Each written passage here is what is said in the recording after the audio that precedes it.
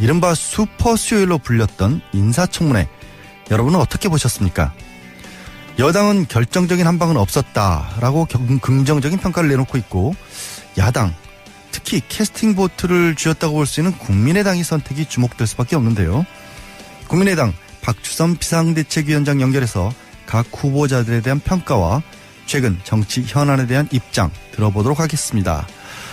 위원장님 나와 계세요? 네, 안녕하십니까. 네, 안녕하십니까. 네, 네. 예. 오늘 먼저 이제 정부에 관한 얘기 좀 여쭤보겠습니다. 문재인 정부가 출발한 지 꼭 30일, 새 정부 지난 한 달에 대한 평가를 좀 들어보고 싶은데요. 잘하고 있는 점부터 일단 좀 말씀해 주시죠. 일단 권력을 행사하는 대통령이 좀 국민에게 군림하지 않고 예. 타격을 하면서 예. 소통하려고 하는 모습, 예. 참 겸손한 권력 운영이다 하는 점에서는 좀 높게 평가를 합니다. 예. 그렇지만 우선 인사청문과 관련해서라도 인사 배제 5대 원칙을 대통령 스스로가 제안을 하고 선거 공약을 했고, 예. 이건 반드시 지키겠다고 약속을 했고, 또 취임사에서 만일에 잘못이 있으면 잘못했다고 국민께 사과하겠다고 약속을 했는데, 예. 우선 인사 검증을 검증 기간이 짧아서 이런 문제가 생겼다고는 할 수는 있습니다만, 그러나 이런 인사 5대 배제 원칙 스스로 제안한 그 기준에 어긋난 인사를 국회에 청문 요청을 한다는 것은 스스로 약속을 뒤엎는 것이고, 인사는 만사라고 하는 국민이 정말로 공정하고 투명하고 규감이 되는 그런 공직 후보자를 내세워줄 줄 알았더니 그걸 좀 빗나가기 너무 좀 실망이 크다. 그리고 또 이런 문제가 있는 인사에 대해서는 대통령께서 선 조치를 하고 국민에게 사과하면서 양해를 구해야 되는데 전혀 문제가 없다. 그리고 국회에서 청문을 해가지고 의혹이 제기되고 그것을 규명해서 문제를 삼겠다 하면 그건 국정 발목을 잡는 거고 인사를 정치화시킨다 하고 모든 비난을 국회에다가 전환을 시키고 있어가지고 국민들이 아마 이해하시기가 어려우리라, 동의하시기가 어려우리라 저는 그렇게 생각합니다. 일단 비대위원장님께서는 이제 전반적인 총론을 그렇게 보셨고 문재인 대통령이 국회로 공을 넘기는 게 아니냐라는 그런 지적을 해주신 걸로 제가 이해를 하고요. 네. 그럼 좀 하나씩 구체적으로 좀 들어가 보겠습니다. 지금 국회에서는 외교통일위원회 소속이시라서 강경화 외교부 장관 후보자에 대해서 거의 어제 14시간 정도 됐는데 그 자리에 계셨잖아요. 전반적인 어떤 총평부터 먼저 좀 한마디 해주실까요? 우선 비고시 출신 여성이라는 측면에서 신선감이 있고 유엔의 국제 무대에서 다자애교에 상당히 경륜을 가지고 있는 분이라고 해서 굉장히 기대를 했습니다만 저희 우리나라를 둘러싸고 있는 북한 핵 문제, 그다음에 미국과 중국의 견제와 서로 갈등 관계에 있는 이 틈바구니 속에서의 한국 외교 방향, 그리고 사드를 둘러싼 한미 동맹의 손상 우려, 또 중국의 사드와 관련된 경제 보복 이런 것 등에 대해서는 전혀 해법을 제시하지를 못했다고 저는 그렇게 평가를 합니다. 그런 점에서 국제 기구에서 역할은 어느 정도 평가를 받는다 할지 몰라도 대한민국의 현실 외교 상황에서 특출한 능력을 가졌다고 평가하기는 아직 이르다. 지금 외교부 장관으로서의 능력과 자질에 대해서 먼저 얘기를 해주셨는데 혹시요, 그러면 지금 윤병세 장관이랑 비교를 하면 어떻게 보세요? 어느 정도가, 어느 분이 낫다 내지는 어떤 분이 장단점이 있다?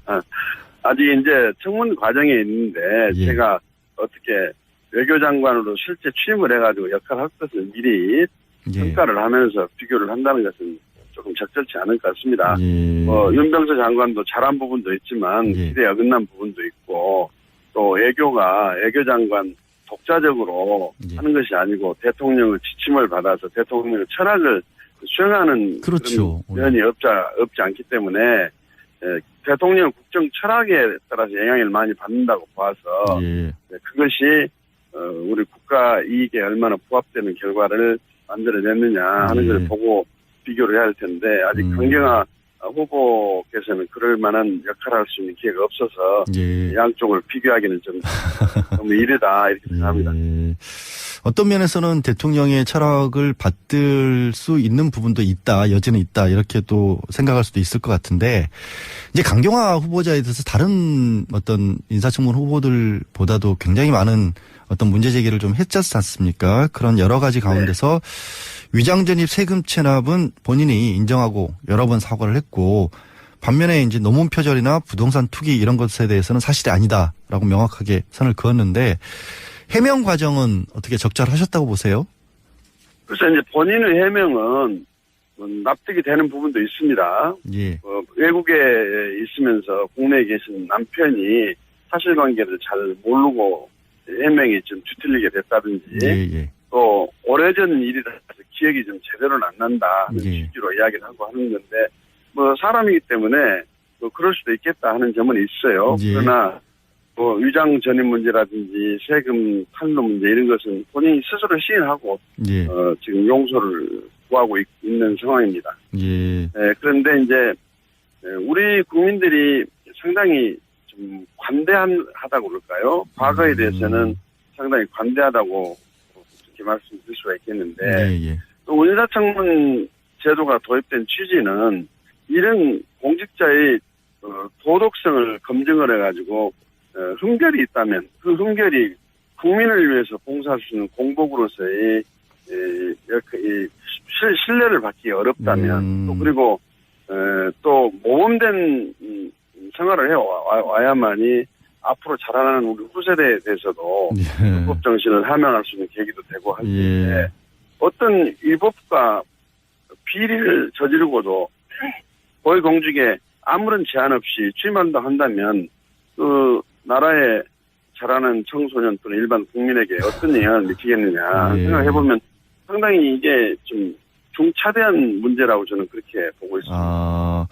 지금 그러니까 국민은 관대하더라도 그래 국민 눈높이에서 봤었을 때는 어느 정도 납득이 간다고 할지라도 이제 비대위원장님이 보시기에는 좀 그렇지 못했다라는 걸로 들리거든요. 말씀하신 게. 그러면 물론 이제 국민들께서도 저하고 생각을 같이 하신 분도 계실 거고 또 관대하게 일하는 게 더 중요하지 않느냐, 일할 수 있는 기회를 구해해라 하는 말씀도 계실 건데, 아무튼 오늘 저희 의총이 9시부터 있기 때문에 그러니까요. 여러분들의 의견을 한번 듣고 저희 당의 기준을 한번 제시해 보도록 하겠습니다. 아직 이렇게 입장 정리가 어느 정도 내부적으로는 됐다 이런 것도 안 나온 상태인가요? 그러면? 지금 어제 이제 청문회가 장관 후보에 대해서는 끝났고 현재 소장에 대해서는 오늘도 진행이 되는데, 사실 청문이라는 것이 재판과 비슷해서 청문위원들이 재판관 역할을 했기 때문에 그분들이 의혹을 제기한 부분에 대해서 심의를 했고 당사자 또 변명도 들었고 그렇기 때문에 종합해서 보고를 받고 저희 의견을 나누도록 그렇게 해서 방침을 정하도록 하겠습니다. 알겠습니다. 반면에 김동연 경제부총리 겸 기획재정부 장관 후보자에 대해서는 자유한국당도 그랬고 국민의당에서도 그렇고 전반적으로 평가가 좀 긍정적으로 보이는데 어떠세요? 그래, 상대 후보들하고 비교를 해보면 그렇게 큰 의혹 제기는 없는 것 같습니다만 그 시력 저하로 인한 병역 면제 부분 이 부분이 조금 의혹으로 제기되는데 명쾌하니 해명은 되지 않은 것 같습니다. 그런데 그 부분은 후보자는 굉장히 억울한 것 같던데 어제. 글쎄 이제 우리 청문위원들 보고를 들어보면 그 부분에 대해서도 저희들이 합리적인 판단을 할 수 있을 것으로 이렇게 기대를 합니다. 일단은 의원총회를 통해서 이렇게 좀 얘기를 들어보겠다. 아직은 입장 정리를 정확히 안 하셨다라고 보이는데 오늘 의총에서 그러니까 김상조 공정거래위원장 후보자도 결정을 하시는 거죠, 거기서? 네, 그럴 계획으로 있습니다. 우리 비대위원장님 개인적으로는 어떻게 보세요? 김상조 위원장 후보에 대해서는? 글쎄, 제가 지금 청문위원들로부터 직접 보고는 아직 못 받았습니다만 그동안에 언론을 통해서 제기된 의혹, 그리고 그 의혹이 사실이라는 전제하에서 보면 사실 공정거래위원장으로서 아무리 능력이 또 경륜이 있다 하더라도 국민의 모범이 돼야 할, 규감이 돼야 할 공직자로서의 역할을 수행하기는 적합하다고 보기는 어렵지 않느냐는 그렇게 생각합니다. 개인적으로는 좀 부정적이시네요. 그러나 이제 청문위원들하고 직접 의혹이 어느 정도 해소가 되고 해명이 됐는지를 듣고서 예.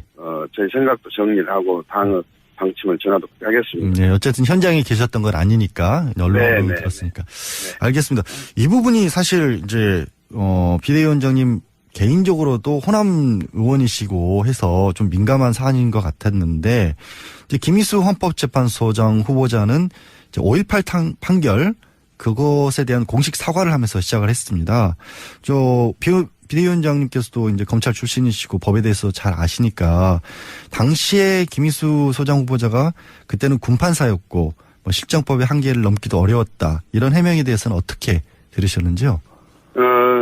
이해가 가는 부분이 있습니다. 예. 사실 군사 정권 하에서 민중을 억압하고 광주 민주화 운동이 발발했고 하는 시점에서는 사실은 많은 피해자가 발생했는데 이건 시대의 아픔이고 예. 누구 개인 한 사람에게 돌멩이를 던지기는 어렵다고 봅니다. 우리 광주 5.18 단체에서도 성명을 내고 예. 광주의 진압군 부대로 온 계엄군 모두에게 책임을 물을 수 없는 것처럼 그렇죠. 군 판사 또 젊은 법무사에 불과했던 그분 한 사람에게 큰 책임을 묻기는 어렵지 않느냐 뭐 이런 취지의 의견도 제시를 하고 있거든요. 그래서 그런 것도 참작해야 되겠고 또 하나는 이미 이분은 헌법재판관으로서 근무를 하고 있습니다. 그렇죠. 헌법재판관으로 청문도 받았습니다.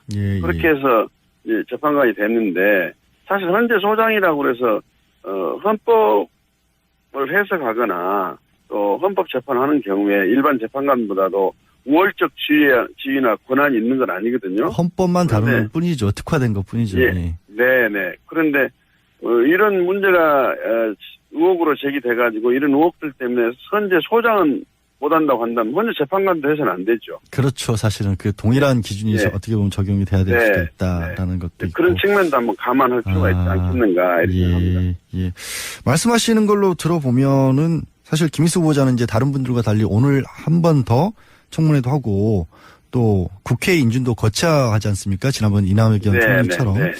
말씀하시는 걸로 비춰보면은 청문회 통과가 좀 가능할 것 같이 그렇게 들리네요. 그렇게 보시는 건가요? 그건 여기는 이제 청문회 청문 보고서가 채택되고 가는 것이 문제가 아니라 우리 전 국회의원들의 임명 동의 절차를 받아야 되기 때문에 그러니까요. 이제 개개인들이 어떻게 이제 판단하느냐에 따라서 표결 결과가 달라질 나올 수 있겠죠. 알겠습니다. 지금 말씀을 해주신 것처럼 이제 특히 표결이 필요한 사안도 있고 또 어쨌든 청문 보고서만 채택하는 사안에 있어서도 국민의당이 참 캐스팅 보터 역할을 맡게 되셨지 않습니까? 지금 상황이. 그런 것에 대해서 뭐 각 후보자들에 대해서 아니면 전반적으로 어떤 국민의당이 입장을 정하는 기준이 뭐 딱히 있을 수 있을까요? 글쎄 이제 같은 죄명에 같은 실정법 위반이나 비리를 할지라도 내용은 천차만별 아니겠습니까? 그래서 어떤 사안은 검찰에서 용서를 하는 기소유예 처분을 하고 어떤 사안은 같은 죄명이라도 구속해서 실형 선고를 하고 하는 것처럼 사안마다 각 후보자들마다 그 비행이나 또는 실정법 위반에 대한 변명도 다를 것이고 평가도 다를 것이라고 보여집니다. 그래서 우리가 지금 입체적으로 많은 사람들 의견을 종합해 가면서 평가를 내리도록 그렇게 해야 된다. 저는 그렇게 생각하고 있거든요.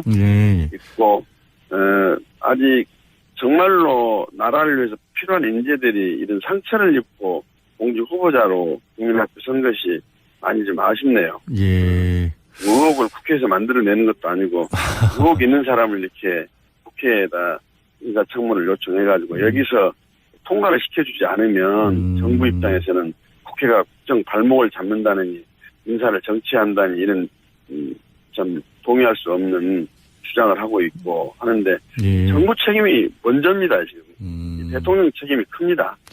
근데 또 이 나오는 의혹들 중에서 일부분은 뭐 언론에서 좀 너무 속단해서 제기했던 것들도 있고 해명 과정을 보면 있죠. 해명하는 과정을 보면 정치권에서도 명확하게 검증이 안 된 것들을 의혹 차원에서 그냥 제기했던 것들도 있어서 물론 그 부분은 딱히 국민들이 다 동의할지는 저도 조금 좀 잘 이해가 안 가는 부분도 있긴 합니다. 아니죠. 의혹이 제기됐다고 그래서 바로 의혹을 기정사실해서는 절대 안 됩니다. 그렇죠. 증거에 의해서 의혹이 사실로 규명이 돼가지고 책임을 물어야지 예. 의혹만 제기했다고 그래가지고 그것을 바로 책임으로 연결하는 것은 청문제도 취지를 훼손하는 거고 예, 예. 그렇게 하려면 청문이 무슨 필요가 있겠습니까? 그렇죠, 당연히. 예. 알겠습니다. 근데 이게 보면은 이제 비대위원장 입장에서 굉장히 좀 곤혹스러우실 것 같기도 한 게 박지원 전 대표가 당론과 관계없이 뭐 굉장히 긍정적으로 후보자들에 대해서 뭐 개인적으로 SNS를 통해서 입장도 밝히고 있고 그런데 이게 조금 뭐 운영에 나가시는데 뭐 판단에 나가시는데 조금 영향을 끼치지 않을까요? 그래서 국회의원이 뭐 자기 자유스러운 의사를 표출하고 표현하는 것은 자유이긴 하지만 청문 절차가 시작도 되기 전에 또 청문이 마무리도 되기 전에 제기된 의혹들을 어떻게 규명이 됐다고 판단해가지고 그런 주장을 하시는 건지 좀 섣부른 면이 좀 있다고 봅니다. 그리고 그런 주장은 당내 의견을 모으는 과정에서 본인이 필요한 과정을 거치는 것이 더 낫지 않겠느냐. 그래가지고 만일에 본인이 주장한 대로 이게 이제 당의 방침이 정해지게 되면 뭐 특정 정치인이 어떤 당을 좌지우지한 것처럼 비춰져가지고 국민의당의 처한 현실에 대해서 이건 지도부 역할은 뭐냐 이래가지고 국민의당이 뭐 제대로 설 수 있겠느냐 이런 비난도 또는 비판도 제기될 수 있다고 그래서 바람직한 방향은 아니지 않는가 저는 그렇게 개인적으로 생각합니다. 좀 많이 서운하신 것 같네요, 사실. 아니 뭐 서운하다기보다는 뭐 그렇게 적정한 방법은 아니지 않는가 이런 생각이 좀 드네요. 사실 그런 얘기가 나오는 이유가 이게 참 찬성하면 민주당 이중대라 그러고 또 반대를 하면 아무래도 또 호남 민심이라는 것이 걸리기도 하고 그런 어떤 좀 껄끄러운 어떤 입장 때문이기도 한 것 같고 그래서인지 자유한국당 죄송하지만 정우택 그 당대표 권한대행이 사쿠라 정당이라는 말까지 했어요. 이거 뭐 어떻게 답변을 좀 드려야 될까요? 정우택 그 대표 그분은 참 합리적이고 이성적인 분인데 왜 그런 말씀 하시는지 저는 이해가 안 갑니다. 그러나 본인이 사과를 하셔야 돼요. 왜냐하면 적폐와 국정농단에 깊이 관여했던 자유한국당 책임을 면할 수가 없는데 지금 성찰과 반성은커녕 본인들이 지금도 집권 다수 여당의 꿈에 지금 깨어나지를 못하고 있습니다. 본인들이 주장하고 본인들이 제시하는 잣대는 항상 옳고 여기에 동의하거나 함께해 주지 않으면은 삭구라고 오락가락 정당이고 갈팡질팡한 정당이고 여당은 이중되고 이런 비판이 과연 국민이 동의를 하겠습니까? 이런 정치 도리와 예의에도 안 맞을 뿐만 아니라 협치의 근간을 무너뜨리는 발상이기 때문에 저로서는 도저히 이해할 수가 없고 강력한 사과를 요구하지 않을 수가 없습니다. 또 그리고 지금 잘 아시다시피 현재 국회 구도가 여당은 아무런 역할을 할 수가 없습니다. 다시 말하면 여소야대 가지고는 국회 운영을 할 수가 없어요. 그러면 야당이 여당을 무조건 여당이 주장하는 것을 반대만 하고 정부 정책에 대해서는 동의를 해주지 않는다면은 국회 무용론 아닙니까? 국회 무슨 필요가 있습니까? 또 식물국회 되는 거죠. 그러면 저희들은 여당이 잘하는 부분에 대해서는 야당이지만 기꺼이 협력해주고 또 야당으로서의 본연의 임무와 기능을 철저하고 당당하고 떳떳하게 수행하겠다. 이게 무슨 이중대론이 돼야 됩니까? 그러면 이거 지금 미국과 한미 동맹 관계에 있는 대한민국, 중국과도 경제적으로 동반자 관계를 이어갈 그런 상황에 있는 한국이 미국 눈치도 보고 미국한테도 잘하려고 그러고 중국 눈치도 보고 중국하고도 잘하려고 하면 그럼 오늘 중국이 이중되고 미국이 이중됩니까? 이게 지금 굉장히 저희들이 생산적이고 건전한 국회 운영을 통해 가지고 새 정치도 하면서 국정이 바로 이끌어지도록 역할하는 것을 비난해서는 안 되죠. 야당의 역할은 여당을 무조건 발목만 잡는 것이 야당의 역할은 아니라고 봅니다. 야당이 바르게 가게 해주고 바르게 간다면 도와주는 역할도 책임도 사명도 야당에게 있다고 저는 생각합니다. 그런 사명을 하시기 위해서라도 지금 어쨌든 비대위원장 아니십니까? 좀 전당대회에 있어야 되고, 그러니까 비상대책이라는 말이 쓰일 만큼 당을 좀 추슬려야 하는 그런 상황이잖아요. 그 위원장으로서 어떤 부분에 좀 중점을 둔다라고 하실 만한 게 있을까요? 우선 저희들은 대선 패배 이후에 당이 여러 가지로 사기도 떨어져 있고 자신감도 많이 예. 저하가 돼 있고 그래서 무엇보다도 당의 결속과 단합이 중요하고 그다음에 예. 대선 평가를 아주 엄정히 성역 없이 신랄하게 해가지고 예. 그 결과를 혁신으로 연결시켜서 예. 바로 고쳐 세워야 된다. 아. 그렇게 생각하고 있고 예, 예. 이런 작업은 가능한 빨리 매듭을 짓고 예. 정상적인 체제로 가도록 하는 것이 맞다. 저는 그런 생각을 하고 예. 있고 예. 또 하나는 당의 지지율과 관련해서 여러 가지 말씀들이 계십니다만은 당의 지지율이 지금 바닥을 치고 있는데 예, 예. 이 지지율 바닥을 두려워해가지고 저희들이 해야 될 일을 하지 못하면서 여론의 눈치만 살피는 것은 당당한 야당이나 또 정치인의 자세가 아니라고 생각합니다. 예, 예. 저희들은 예. 이제 저희들이 국민의당이 국민의 지지를 다시 모은다 한다면 아까 대선 평가를 제대로 하고 거기에 따른 혁신을 하고 예. 국회에서 제대로 된 협치를 주도해 나가는 모습으로 국민 앞에 다가서면 국민을 예. 평가해 주시라 이렇게 믿습니다. 예, 알겠습니다. 그럼 가능한 빨리 한다고 하셨는데 그럼 전당대회 언제 하시겠습니까? 이게 대선 평가위원회의 결과, 그다음에 혁신위원회의 혁신안 또 진척 상황을 봐가면서 되도록 빠른 시일 내에 전당대회가 될 수 있도록 노력하겠습니다. 예, 알겠습니다. 오늘 말씀은 여기까지 듣겠습니다. 예, 고맙습니다. 네, 감사합니다. 지금까지 국민의당 박주선 비대위원장이었습니다. 이른바 슈퍼 수요일로 불렸던 인사청문회, 여러분은 어떻게 보셨습니까? 여당은 결정적인 한방은 없었다라고 긍정적인 평가를 내놓고 있고, 야당, 특히 캐스팅 보트를 쥐었다고 볼 수 있는 국민의당의 선택이 주목될 수밖에 없는데요. 국민의당 박주선 비상대책위원장 연결해서 각 후보자들에 대한 평가와 최근 정치 현안에 대한 입장 들어보도록 하겠습니다. 위원장님 나와 계세요? 네, 안녕하십니까. 네, 안녕하십니까. 네. 예. 오늘 먼저 이제 정부에 관한 얘기 좀 여쭤보겠습니다. 문재인 정부가 출발한 지 꼭 30일, 새 정부 지난 한 달에 대한 평가를 좀 들어보고 싶은데요. 잘하고 있는 점부터 일단 좀 말씀해 주시죠. 일단 권력을 행사하는 대통령이 좀 국민에게 군림하지 않고 예. 타격을 하면서 예. 소통하려고 하는 모습, 예. 좀 겸손한 권력 운영이다 하는 점에서는 좀 높게 평가를 합니다. 예. 그렇지만 우선 인사청문과 관련해서라도 인사 배제 5대 원칙을 대통령 스스로가 제안을 하고 선거 공약을 했고 예. 예. 이건 반드시 지키겠다고 약속을 했고 또 취임사에서 만일에 잘못 있으면 잘못했다고 국민께 사과하겠다고 약속을 했는데 예.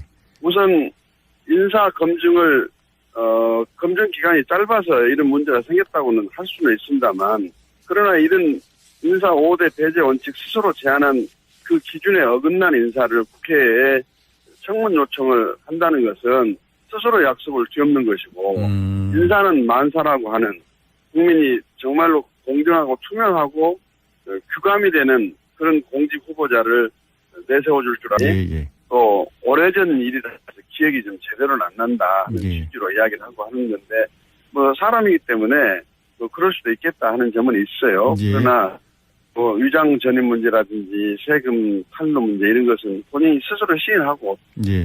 지금 용서를 구하고 있는 상황입니다. 예. 그런데 이제 우리 국민들이 상당히 좀 관대하다고 그럴까요? 과거에 대해서는 상당히 관대하다고 이렇게 말씀드릴 수가 있겠는데 예. 또 인사청문 제도가 도입된 취지는 이런 공직자의 도덕성을 검증을 해가지고 흠결이 있다면 그 흠결이 국민을 위해서 봉사할 수 있는 공복으로서의 신뢰를 받기 어렵다면 또 그리고 또 모범된 생활을 해와야만이 앞으로 자라나는 우리 후세대에 대해서도 불법 정신을 함양할 수 있는 계기도 되고 할 텐데 어떤 위법과 비리를 저지르고도 고위공직에 아무런 제한 없이 취임한다 한다면 그 나라에 자라는 청소년 또는 일반 국민에게 어떤 영향을 미치겠느냐 생각해보면 상당히 이게 좀 중차대한 문제라고 저는 그렇게 보고 있습니다.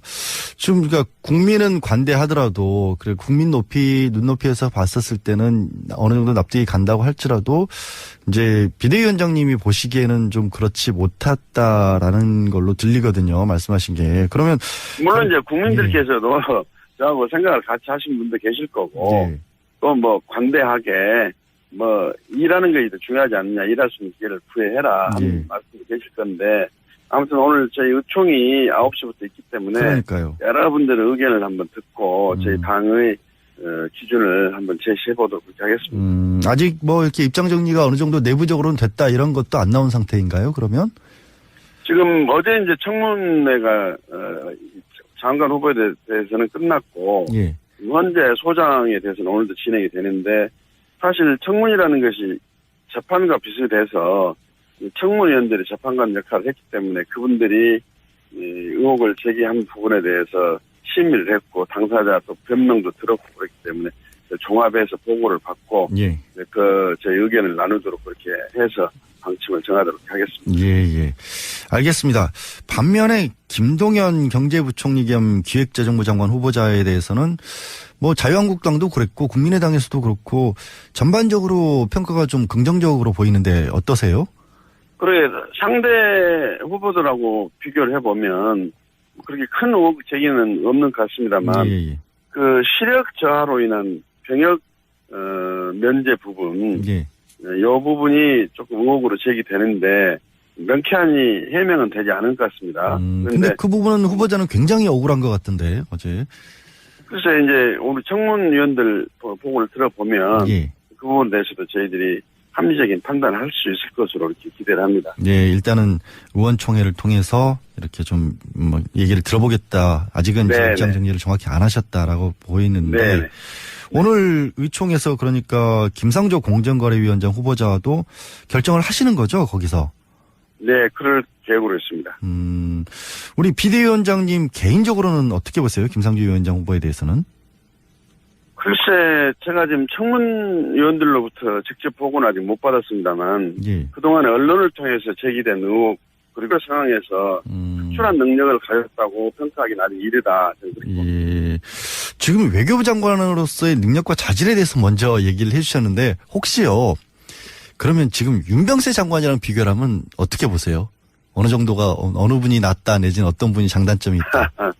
아직 이제 청문 과정에 있는데, 예. 제가 어떻게 외교장관으로 실제 취임을 해가지고 역할을 할 것을 미리 평가를 하면서 비교를 한다는 것은 조금 적절치 않을 것 같습니다. 예. 윤병세 장관도 잘한 부분도 있지만 기대에 어긋난 부분도 있고 또 외교장관 독자적으로 하는 것이 아니고 대통령의 지침을 받아서 대통령의 철학을 수행하는 그렇죠. 그런 면이 없지 않기 때문에 대통령 국정 철학에 따라서 영향을 많이 받는다고 봐서 그것이 우리 국가 이익에 얼마나 부합되는 결과를 만들어냈느냐 하는 걸 보고 비교를 해야 할 텐데 아직 강경화 후보께서는 그럴 만한 역할을 할 수 있는 기회가 없어서 양쪽을 비교하기는 좀 너무 이르다 이렇게 생각합니다. 어떤 면에서는 대통령의 철학을 받들 수 있는 부분도 있다, 여지는 있다 이렇게 또 생각할 수도 있을 것 같은데 이제 강경화 후보자에 대해서 다른 어떤 인사청문 후보들보다도 굉장히 많은 어떤 문제 제기를 좀 했지 않습니까? 그런 여러 가지 가운데서 위장전입 세금 체납은 본인이 인정하고 여러 번 사과를 했고 반면에 이제 노문 표절이나 부동산 투기 이런 것에 대해서는 사실이 아니다라고 명확하게 선을 그었는데 해명 과정은 어떻게 적절하셨다고 보세요? 그래서 이제 본인의 해명은 납득이 되는 부분도 있습니다. 예.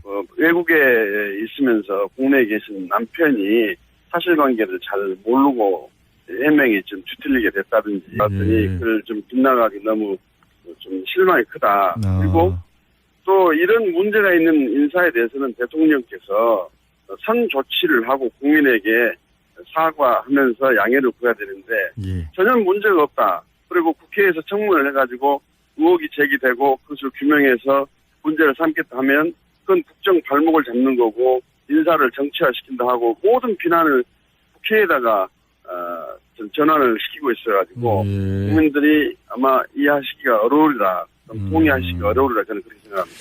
일단 비대위원장님께서는 이제 전반적인 총론을 그렇게 보셨고 문재인 대통령이 국회로 공을 넘기는 게 아니냐라는 그런 지적을 해주신 걸로 제가 이해를 하고요. 네. 그럼 좀 하나씩 구체적으로 좀 들어가 보겠습니다. 지금 국회에서는 외교통일위원회 소속이시라서 강경화 외교부 장관 후보자에 대해서 거의 어제 14시간 정도 됐는데 그 자리에 계셨잖아요. 전반적인 어떤 총평부터 먼저 좀 한마디 해주실까요? 우선 비고시 출신 여성이라는 측면에서 신선감이 있고 유엔의 국제 무대에서 다자애교에 상당히 경륜을 가지고 있는 분이라고 해서 굉장히 기대를 했습니다만 예. 저희 우리나라를 둘러싸고 있는 북한 핵 문제, 그다음에 미국과 중국의 견제와 서로 갈등 관계에 있는 이 틈바구니 속에서의 한국 외교 방향, 예. 그리고 사드를 둘러싼 한미 동맹의 손상 우려, 또 중국의 사드와 관련된 경제 보복 이런 것 등에 대해서는 전혀 해법을 제시하지를 못했다고 저는 그렇게 평가를 합니다. 예. 그런 점에서 국제 기구에서 역할은 어느 정도 평가를 받는다 할지 몰라도 예. 대한민국의 현실